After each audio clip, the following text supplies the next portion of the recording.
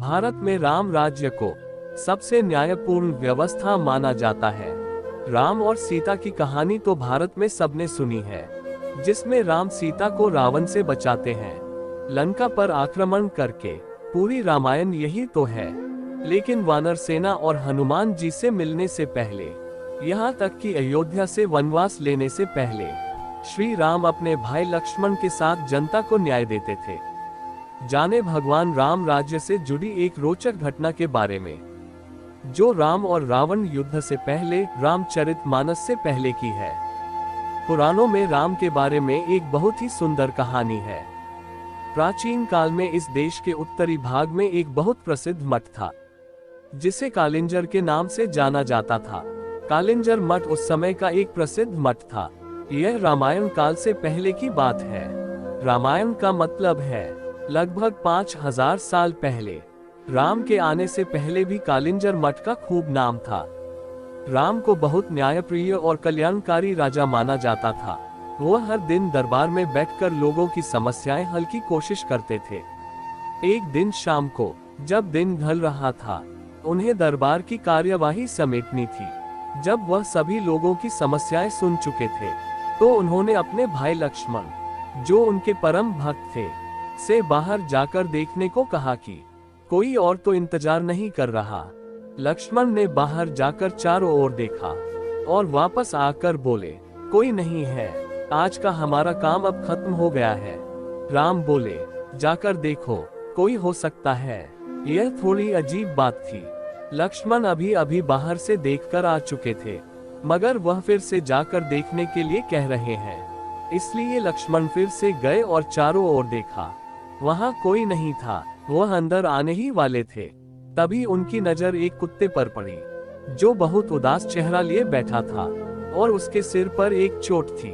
तब उन्होंने कुत्ते को देखा और उससे पूछा, क्या तुम किसी चीज का इंतजार कर रहे हो?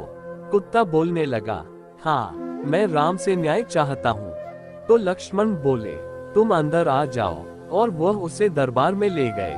कुत्ते ने आकर राम को प्रणाम किया और बोलने लगा।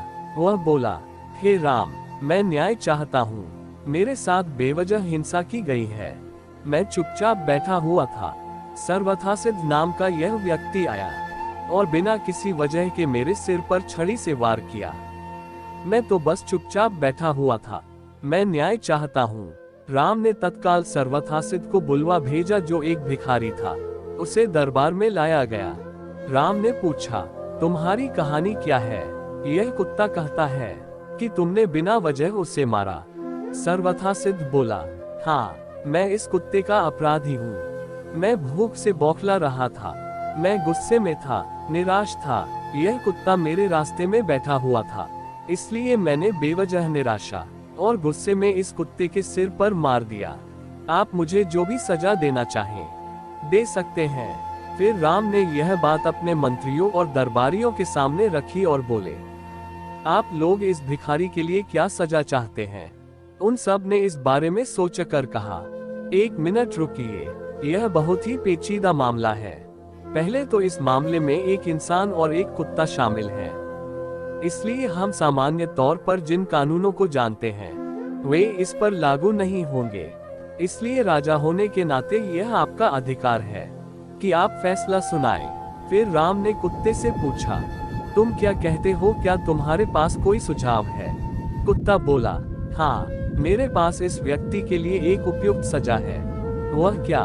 बताओ। तो कुत्ता बोला, इसे कालिंजर मठ का मुख्य महंत बना दीजिए। राम ने कहा, तथास्तु, और भिखारी को प्रसिद्ध कालिंजर मठ का मुख्य महंत बना दिया गया। राम ने उसे एक हाथी दिया। भिखारी इस सजा से बहुत प्रसन्न होते हुए हाथी पर चढ़कर खुशी खुशी मठ चला गया। दरबारियों ने कहा, यह कैसा फैसला है? क्या यह कोई सजा है? वह आदमी तो बहुत खुश है। फिर राम ने कुत्ते से पूछा, क्यों नहीं तुम ही इसका मतलब बताते? कुत्ते ने कहा, पूर्व जन्म में मैं कालिंजर मठ का मुख्य महंत था, और मैं वहां इसलिए गया था क्योंकि मैं अपने आध्यात्मिक कल्याण और उस मठ के लिए सच्चे दिल से समर्पित था, जिसकी बहुत से दूसरे लोगों के आध्यात्मिक कल्याण में महत्वपूर्ण भूमिका थी।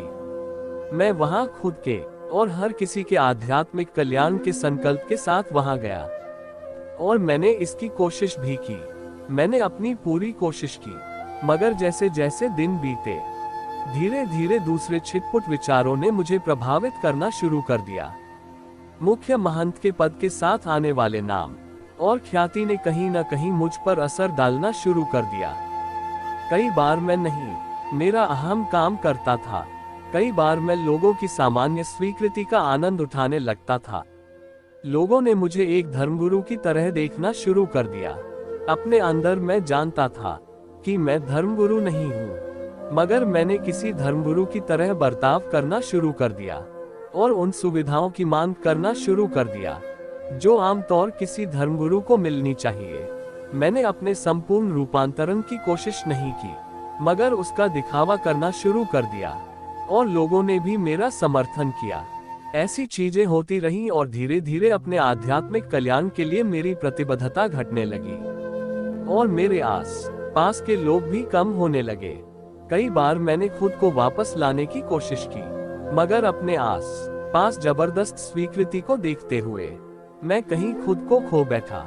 इस भिखारी सर्वथासिद में गुस्सा है, अहम है, वह कुंठित भी है, इसलिए मैं जानता हूँ कि वह भी खुद को वैसा ही दंड देगा जैसा मैंने दिया था, इसलिए यह उसके लिए सबसे अच्छी सजा है।